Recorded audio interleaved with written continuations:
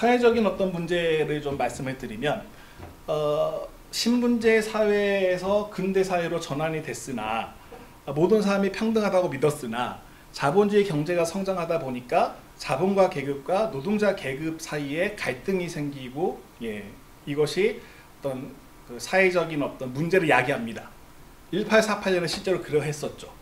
그러니까 다들 실업자 된 사람들을 국가가 구제해주기 위해서 국영공장을 만들었으나 세금 낭비한다고 막 보수주의자들이 반대해서 몇 달 만에 없어지면서 그것에 반발한 노동자들이 폭동을 일으켰고 그걸 군대가 진압하고 이게 1848년의 일인데 그러면서 사실 초기 사회주의자들은 보다 바람직한 인간성들은 협동을 통해 가지고 사회적 모순을 해결하고 서로 양보해 가면서 조화롭게 살아가는 거다라고 생각을 했습니다. 우리가 오늘날 사회주의 하면 마르크스를 먼저 떠오르기 쉬우나 마르크스 이전에 이미 활동했던 최초의 사회주의자들은 평화롭게 점진적으로 인간의 어떤 조화로운 상호 협동을 통해 가지고 이 그 자본주의 어떤 모순을 극복할 수 있다라는 주장을 했습니다. 20세기 말에 소련과 동유럽 그 현실 사회주의 국가가 무너지고 나서 여전히 어떤 자본주의 모순들이 완전히 해결되지 않는 상황 속에서 과거의 대안이라고 믿었던 그런 어떤 막스주의를 계승했던 뭐 그 레닌에 의해서 소련에서 그 러시아 혁명을 통해서 등장했던 소련식이 아니라 다시 뭔가 새로운 대안을 찾아야 되지 않을까 고민하는 사람들은 초기 사회주의자들이 내세웠던 이런 어떤 그런 협동, 조화 이런 것에 관심을 가지면서 사회적 경제라든지 연대의 경제라든지 그러니까 서로 이제 협력해서 그 극한의 어떤 경쟁을 벗어나려고 하는 어떤 움직임들이 다시금 오늘날 전 세계 곳곳에서 시도되고 있고 실험되고 있습니다. 19세기로 다시 돌아가면 석판화의 모습인데요. 1830년이나 1848년에 혁명이 일어났던 당시에 일간지에 실린 판화 그 사파입니다. 어제 이런 일이 있었어라고 보여주는. 휘생 땅 또한 이게 파리 시내 저기 그 우안에 긴 어떤 길인데요. 휘볼리가 이어지는 이 좁은 골목길에 사람들이 집에서 쓰던 낡은 가구 몇 개 뒤집어 놓고 경찰이 군대가 출동하지 못하게 하는 거죠. 그래서 거기서 계속 뭔가 그 뭐 잘못된 정치를 비판하고 왕 물러나라 이거 구호 외치고 이게 바리게이트 투쟁이고 프랑스 혁명기의 파리의 급진적인 시민 쌍겔로트들의 그 전통이 1830년이나 1848년에도 그 되풀이됩니다. 아마 제 기억에 우리나라의 최초로 번역된 프랑스 소설은 장발장인 것 같아요. 레미제라블. 그러니까 구한말에 그게 어떻게 번역이 됐던가요? 제목이 제 기억으로는 오 가련한 자요라던가. 그러니까 이 장발장이 딱 그 1830년 혁명 당시에 도시 바르게이트 투쟁에서 자신의 양녀 코제트가 사랑하는 이 남자친구가 부상당한 애를 데리고 지하 하수도로 들어가서 이렇게 탈출을 하잖아요. 그런 어떤 당대에 실제적으로 벌어졌던 역사적이었던 순간들이 많은 어떤 프랑스 문학이나 미술이나 이런 것들에 그 녹아들어 있습니다. 1848년에 이런 어떤 계급 투쟁들이 그러니까 있었다면, 그 다음에 1870년에 파리 꼬뮌과 같은 내전 상태가 있었다면, 그 이후에 등장하는 공화국 정부는 정치에서도 말씀을 드렸습니다만 다시는 이런 그 계급 투쟁이 폭발하지 않도록 사회 내부에서 노블레스 오블리지도 이렇게 막 강조하고 사회 연대, 그러니까 솔리다리테, 그래서 그 사회 개혁적인 어떤 그런 정책들을 많이 펼칩니다. 그 가운데 하나가 그 공공 임대 아파트. 영어권에서는 이제 퍼블릭 하우징이라고 얘기하거나 아니면 카운슬 하우징이라고 얘기하는데 그 시정부, 시자치체 카운슬에서 만들기 때문에 우리나라 과거의 시형 아파트 이런 개념이죠.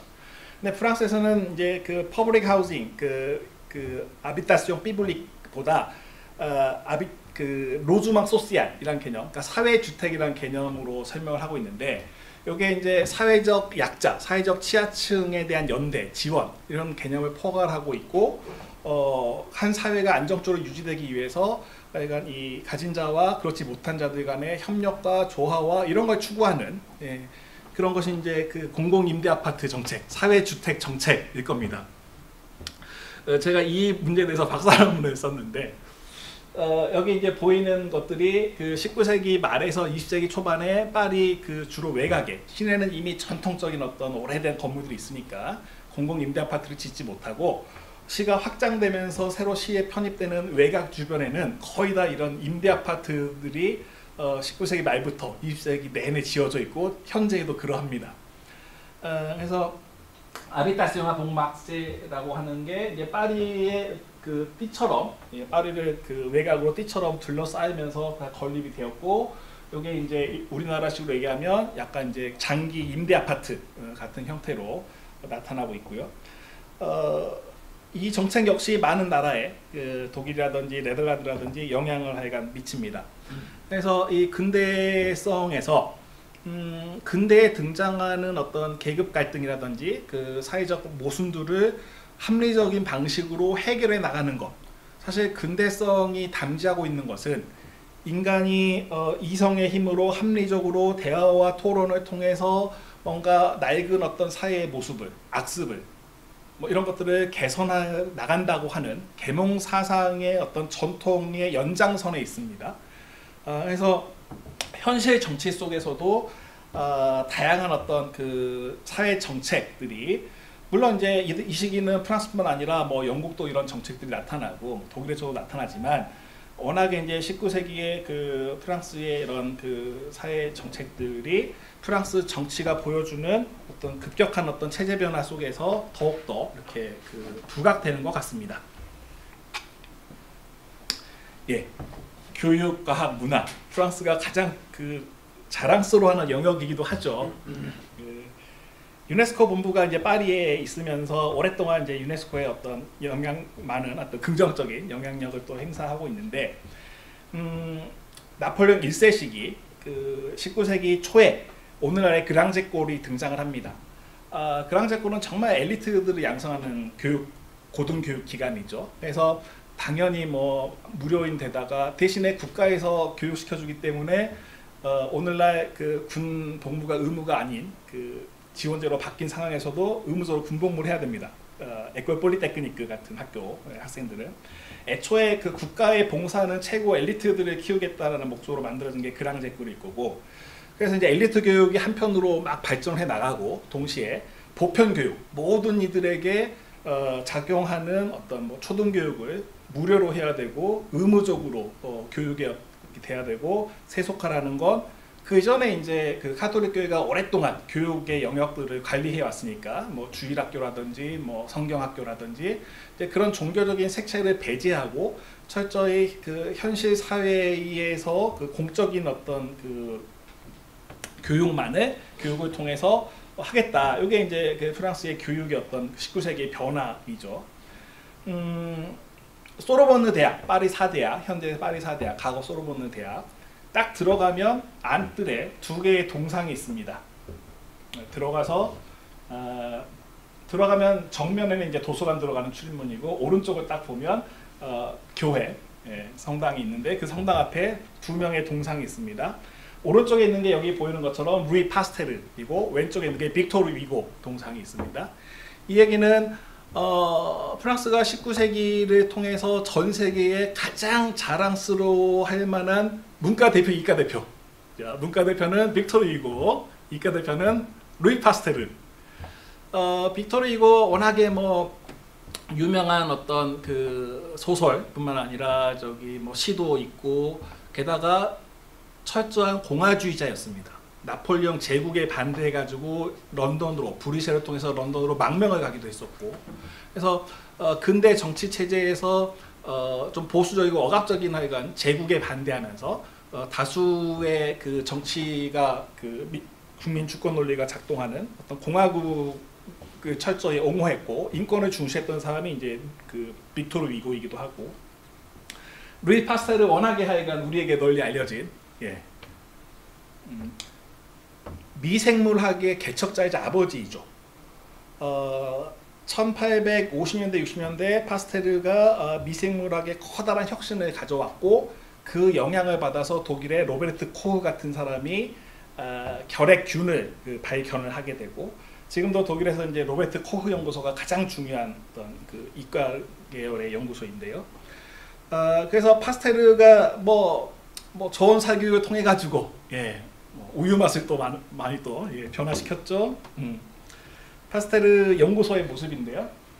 19세기 말에 세워져서 지금까지도 전 세계에서 프랑스의 기초과학의 어떤 중요한 그 역할을 담당하고 있고, 이 파스테르 연구소에서 이제 그 80년대 전 세계 창궐 했던 그 에이즈 관련된 어떤 그 균을 처음 발견했고, 뭐 치료약을 만들어 놓은 과정에서 아주 깊게 개입했고, 그 위에 에볼라라든지 각종 신형 그 감염병, 전염병에 대한 연구들을 그 담당하고 있습니다. 그래서 그 외에도 이제 뭐 그 퀴리, 마리 퀴리, 피에르 퀴리와 마리 퀴리 같은 폴란드 출신이지만 19세기에 프랑스에 건너와서 프랑스 국적을 얻고 프랑스 과학자로서 라듐을 발견해가지고 이후에 그 원자력에 관련된 어떤 기술 혁신의 기초를 놓은 사람이 또 퀴리이죠. 사실 이 라듐 같은 경우에 당대 또 이제 독일의 그 린트켄이 발견한 X선 같은 것들이 보이지 않는 곳을 보여주게 함으로써 의학 발전에 크게 기여합니다. X선이나 그러니까 뭐 이후의 어떤 원자력 이런 그 발전 속에서. 그래서 프랑스가 문화예술, 과학, 문화예술뿐만 아니라 과학 분야, 의학 분야에서도 19세기에 상당한 하여간 공헌을 뭐 했고, 사람들이 워낙 이제 문화예술 분야가 막 압도적이다 보니까 잘 모르고 넘어가는 경향이 있는데, 그렇습니다. 우리나라가 아까 말씀드린 것처럼 최초의 원자력 발전소를 세울 때 그 박정희 정권 하에서 그 미국이 이제 약간 그 한국과 그 외교적인 어떤 관계가 좀 풀어졌을 때 그 좀 이렇게 머뭇거렸기 때문에 프랑스를 통해서 그 원자력 기술들을 많이 그 수용했고,